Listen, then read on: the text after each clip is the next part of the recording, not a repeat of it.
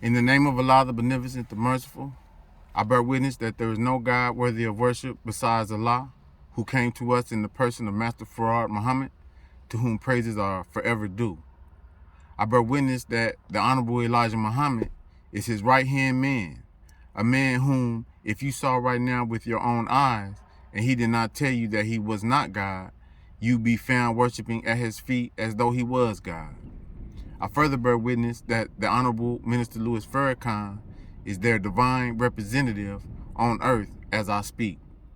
It is in these three magnificent names that I greet anyone within earshot of my voice in the greeting words of peace, which we say in the Arabic language, Assalamu alaikum.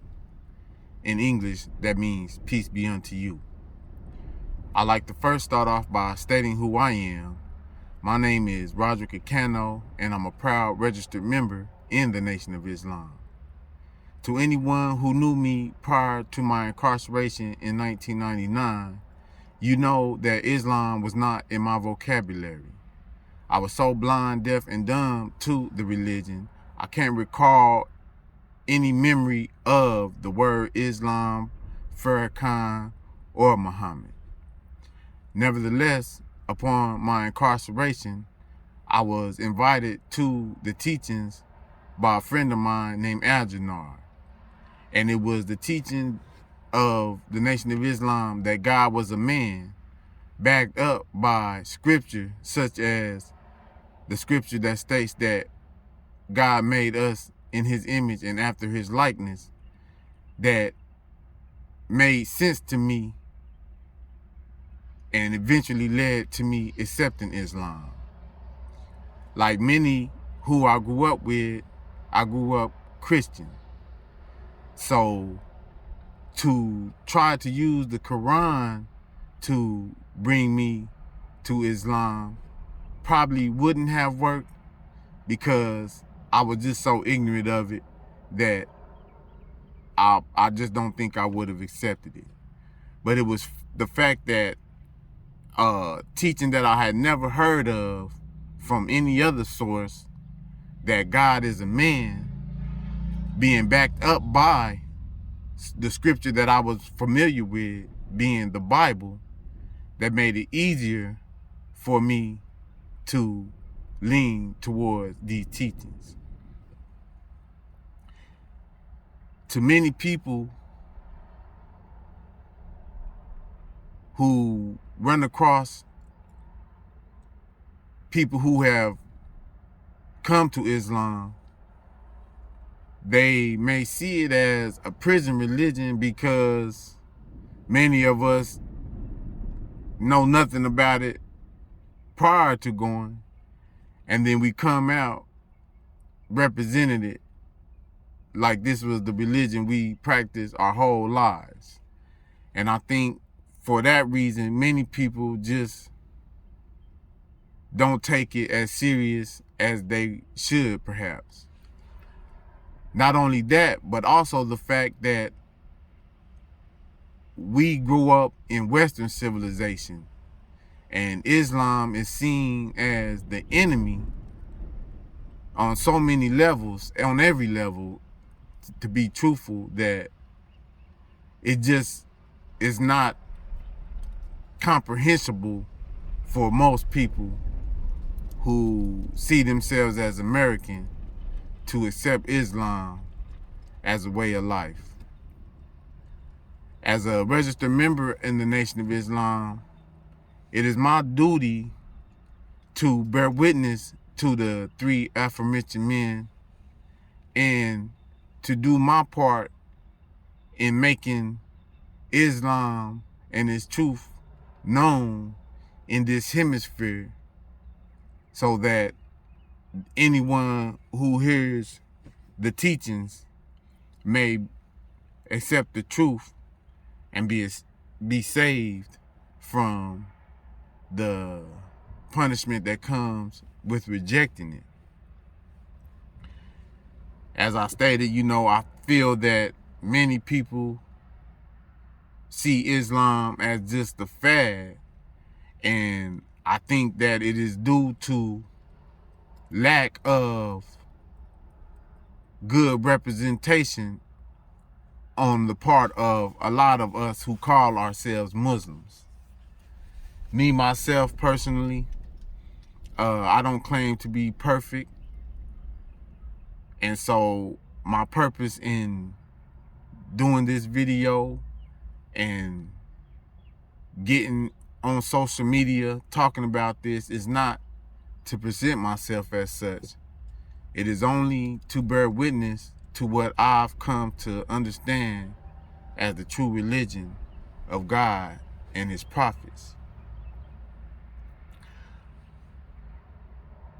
While incarcerated learning Islam, Islam is a religion that encourages a believer to study and study deeply.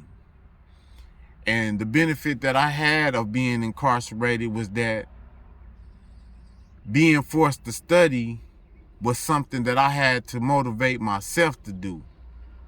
And I had to motivate myself to study deeply and challenge this newfound belief that I had took upon myself. One of the things that helped me to further understand my Islam was the dictionary. And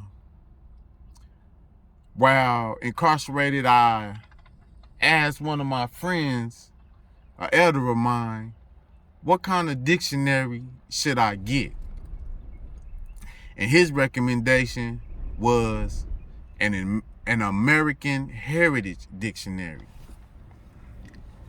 And I have to say that that was the will of Allah at that point of time, because it was the purchasing of that dictionary by my older brother that helped me to really go deeper into my understanding of Islam.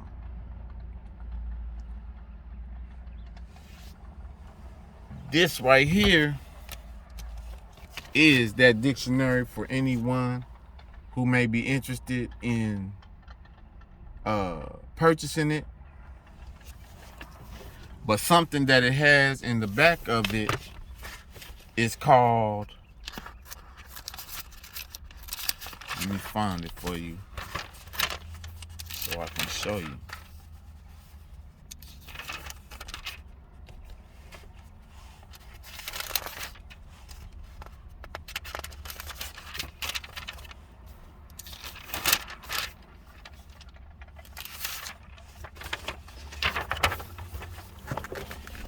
It is an appendix of Semitic root words. I hope my screen is getting that all in there. I'm kind of in a confined space and I'm trying something out right now, so please bear with me if you couldn't see it. But nevertheless, this is an appendix of Semitic root words. Now, I don't know if I stated this earlier in the video, but as a believer, something I wholeheartedly want to do is establish the legitimacy of Islam, which is not very hard to do. But I want to establish the legitimacy of Islam in the average person's mind, starting with my circle, Facebook friends, or anyone who may be within earshot of my voice, so that you can be comfortable in knowing that Islam is not something foreign to the prophets that you are familiar with in the Bible, but it's something that is very relevant to your faith. Now, the first thing I want to ask is, what language did Jesus speak? I'm paraphrasing right now because I don't have everything set up the way I would like to, but for the record, I want to state on this video that the language that he spoke was Aramaic. And in another video, we can do more in-depth research for me to establish that point. But for the record right now, I just wanted to be stated that by all accounts, Jesus' language was Aramaic. So the Quran tells us that Islam was the religion of all the prophets, from Adam to Jesus. It even states in the Quran that Ibrahim, understood in Anglo-Saxon language as Abraham, but it even states that Abraham is the one who coined the term Muslim.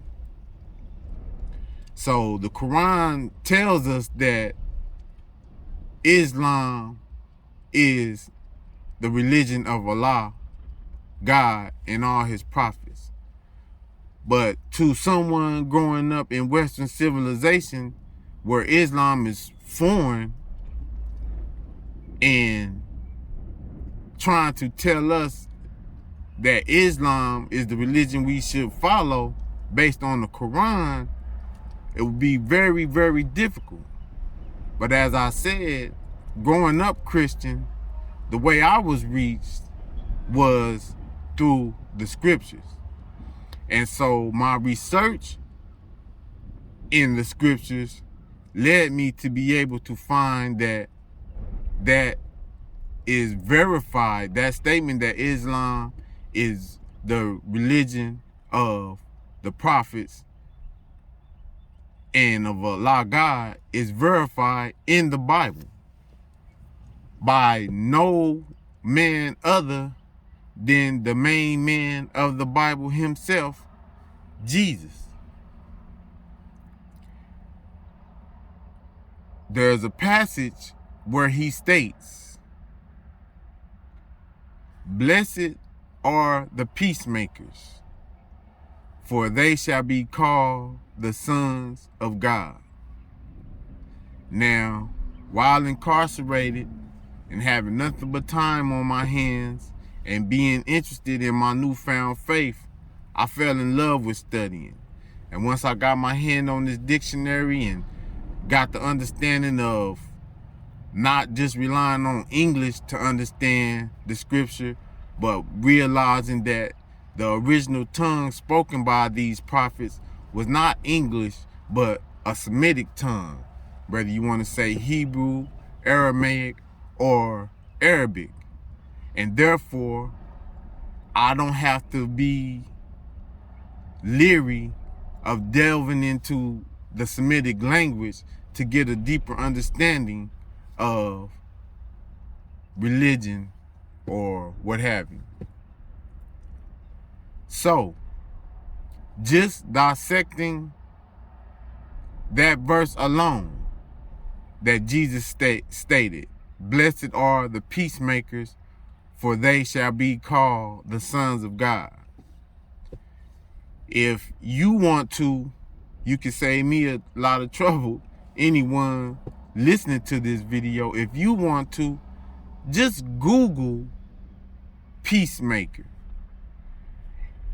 Or, no, pardon me, go to an Arabic or an Aramaic to English or English to Aramaic translator and type in the word peacemaker. And the word that should come up is a word Aslem. Aslem. A-S-L-E-M. Now, when you're dealing with Semitic languages, what my dictionary pointed me to was the Semitic roots of words. So whether it's Aramaic, Arabic, or Hebrew, they're all originally the same language with the same root words. It just, you may have a dialect where you have one group of a people that go in one direction and another group that goes in another direction.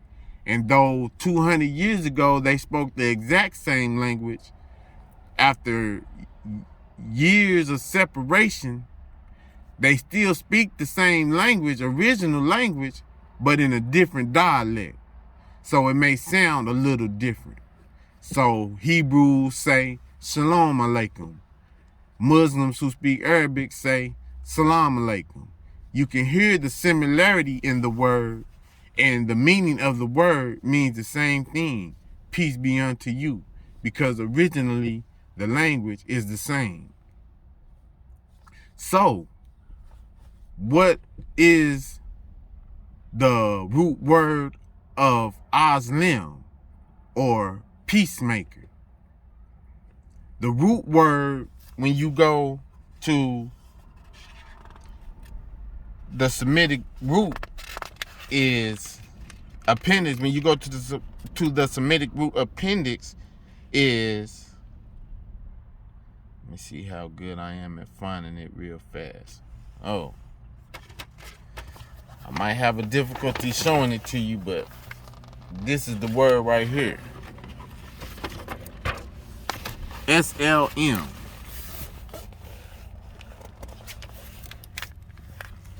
SLM.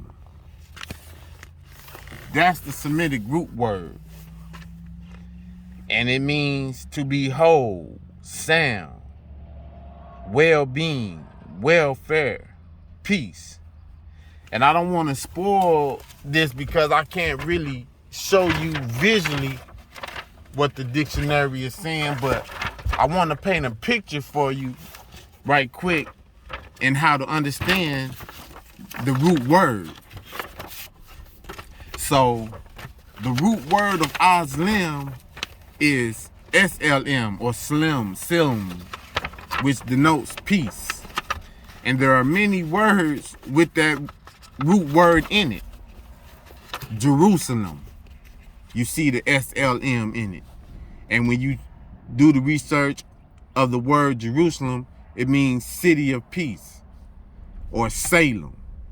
Also, Solomon. The name Solomon has the SLM in that order in the word. And when you do the research on that word, Solomon, it also denotes peace. As well as Islam, you see the SLM in that word. Muslim, you see the SLM in that word. So in any Semitic language, when you see that word SLM, that's denoting peace. That's why many people, when they explain the definition of Islam, they say submission. But me, myself, personally, I prefer to focus on the peace aspect of it because I feel that that's more dominant. So back to Aslim. Jesus said, "Blessed are the peacemakers, for they shall be called the sons of God." That word peacemaker is translated Aslim. And if you do the research on the origin of Islam, Aslim is the root word for Islam. So there you have it in the Bible, evidence of the word Islam coming out of Jesus' mouth in reference to the sons of God, which by my research, I understand that to mean the prophets or the messengers, and not necessarily the physical sons of God, but the spiritual sons of God.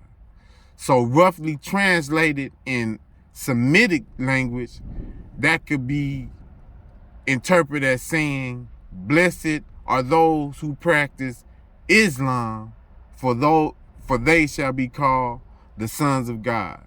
And we can argue about that back and forth, but I'm not saying that that's 100% accurate, but it's pretty close.